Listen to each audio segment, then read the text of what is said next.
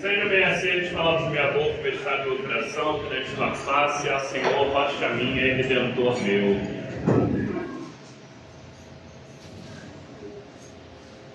Normalmente, nesse dia tão diferente na liturgia, nessa liturgia 2 em 1, que a gente lembra o Domingo de Ramos, com a entrada triunfal de Jesus em Jerusalém, saudado pelo povo como rei, e também a gente chama de Domingo da Paixão, que já antecipa o que vai acontecer na Sexta-feira Santa, né? Já vai nos lembrar da crucificação.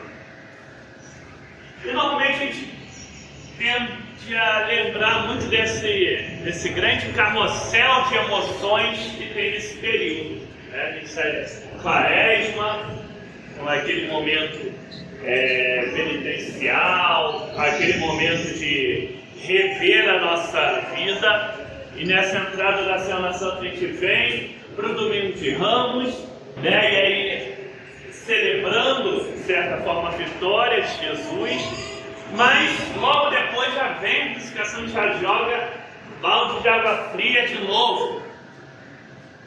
E claro, depois a gente já sabe, e depois vem a ressurreição. Nessa semana, pensando sobre essa data dupla, me veio uma outra questão. Eu acho que vale a pena a gente refletir um pouquinho. Porque não só a coisa mudou muito rápido, e eu acho que esse choque que a liturgia nos dá é interessante, mas eu acho que na realidade isso aponta uma verdade em nosso mundo, em nossa vida, que muitas vezes as duas coisas estão acontecendo ali, de certa forma, simultaneamente.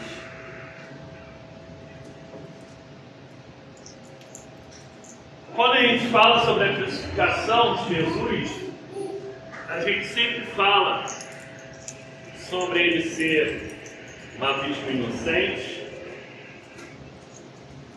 sobre o próprio ato da crucificação ser feito pela maldade alheia, e a gente fala também sobre ele, associando lá com o texto do Antigo Testamento, sobre ele estar levando sobre si as nossas dores, as nossas transgressões.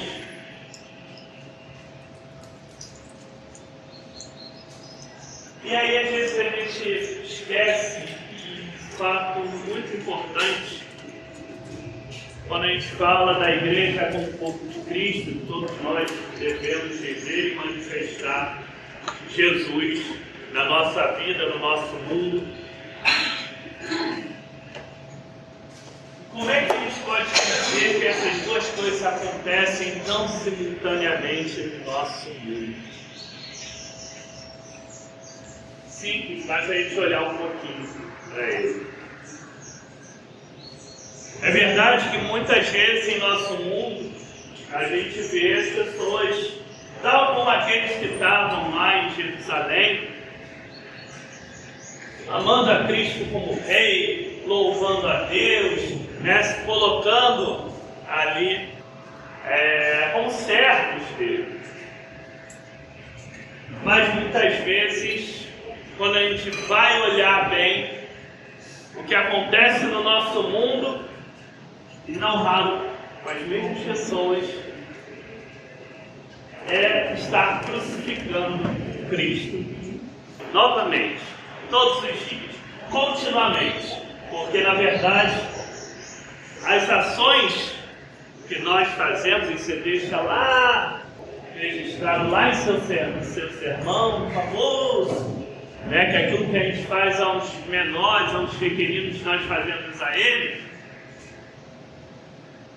Então, na verdade, muitas vezes aqueles mesmos que estão louvando, estão clamando a Deus, também estão crucificando Cristo. E em nosso mundo a gente vê muitas dores, muitos males que também fazem parte desse sofrimento de Cristo. Males que fazem com que a igreja, que realmente as pessoas sofram, as pessoas inocentes sofram, que os menores sofram, e esse sofrimento é também o sofrimento do próprio Cristo. Quando a gente olha em nosso mundo, a miséria causada pela ganância, as vítimas inocentes, seja na violência tão perto aqui da gente, seja nas guerras tão longe da gente, todos esses casos também é Cristo que está sofrendo. É isso também que é falarmos que Ele tomou sobre si as nossas dores e tomou sobre si as transgressões.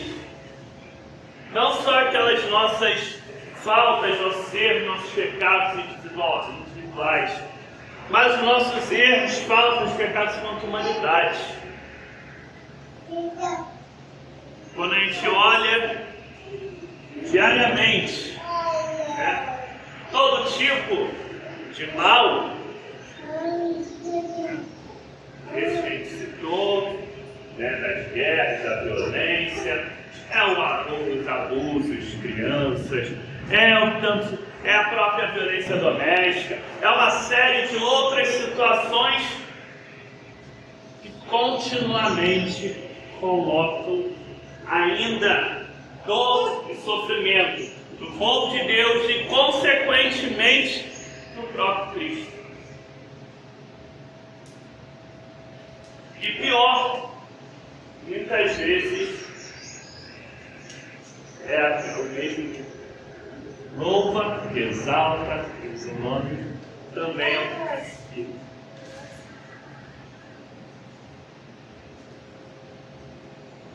Hoje é um dia que deve nos chamar à reflexão. É um dia que nos deve fazer observar cada vez mais. Não só nós mesmos, mas isso também. Que a gente deve estar sempre atento para que nós mesmos não estejamos repetindo esse erro. Que nós mesmos não estejamos só louvando ao Senhor da boca para fora, enquanto crucificamos, mas deve nos fazer olhar para o nosso mundo, olhar para o que está causando sofrimento no nosso próximo. Porque se Ele já nos falou que aquilo que fazemos aos menores, aos mais vulneráveis, fazemos a Ele, devemos também estar atentos a isso. Devemos estar atentos ao que está sendo feito com a criação que Ele nos deu, os presentes, ao que está sendo feito no nosso mundo.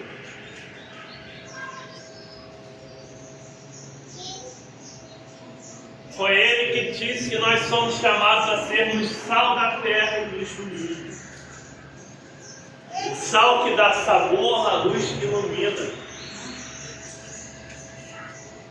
E esse é o grande testemunho que nós somos chamados a poder dar realmente sabor no mundo insosso, trazer luz no mundo que está na escuridão, sermos aqueles que nos compadecemos, aqueles que sofrem junto dos necessitados, aqueles que sofrem junto com as pessoas que estão sendo vítimas inocentes, que nós, cristãos, temos um privilégio. O nosso Mestre, o nosso Senhor, Ele foi, e nós constantemente falamos isso, Ele foi uma vítima inocente. Então nós somos obrigados a ter um olhar especial sobre o sofrimento inocente, sobre aqueles que choram, aqueles que sofrem. porque nós podemos contemplar a cruz. Tem um hino do nosso cenário, inclusive logo seguinte ao que a gente cantou hoje, que ele nos fala o seguinte, narrando aquele momento ali de Maria, o pessoal ali aos pés da cruz. Qual dos homens ficaria sem chorar ao ver Maria soluçando por Jesus, contemplando a mãe que sente a tragédia ali presente? Quem não sofre ao pé da cruz? Pelo mal de sua gente, vê a Virgem inocente no Calvário a padecer, vê seu filho isolado, entregando a Deus num brado, seu espírito ao morrer. Que nós possamos, tendo os olhos fixos na cruz, olhando o sofrimento bárbaro, brutal, mas tendo confiança, tendo a certeza da ressurreição, tendo a certeza da vitória sobre a morte, tendo a certeza que tudo isso não tem a palavra final, a morte, a dor, o sofrimento, nós somos chamados a ter um novo olhar para o nosso próximo, um novo olhar para o nosso mundo, um novo olhar para o que está acontecendo. E somos chamados a encarar o sofrimento inocente como está embaixo do sofrimento de Cristo. E nós somos chamados a, dentro das nossas possibilidades, obviamente, trabalhar em cima disso, acolher, estar junto, nem que seja apenas chorar e sofrer junto do nosso próximo. Mas devemos estar ali, buscando ser presença e lembrando sempre que aquilo que fazemos a Ele, fazemos diretamente ao próprio Cristo. Que Deus nos abençoe nessa caminhada para podermos verdadeiramente ser pessoas que louvam e reconhecem a Cristo como Rei em nossas vidas, com verdade, com sinceridade e com amor ao próximo.